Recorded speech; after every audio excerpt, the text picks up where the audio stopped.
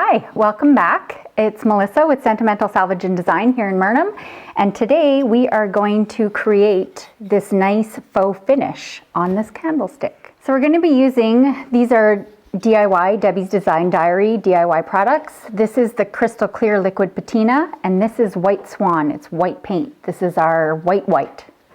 And we're just going to take a little bit of the clear patina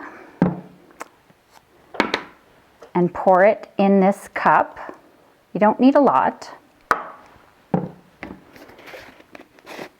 And a tiny bit of white paint, just a little bit on a stick. We're making our own glaze and mix it really, really well. You can do this with any color paint added to the clear patina, and it just creates a glaze in whatever color you would like.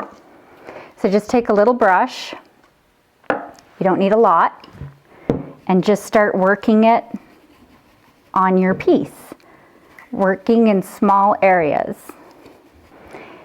Just with a wet wipe, you just go over it right away. This is why you work in small areas.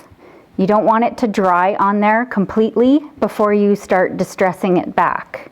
And that gives you kind of a natural glaze idea.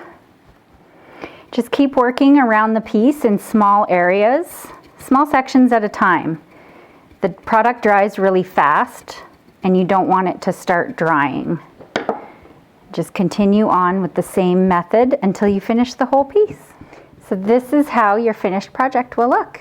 And it just gives you, shows all the dimension on all the detail. Before, after.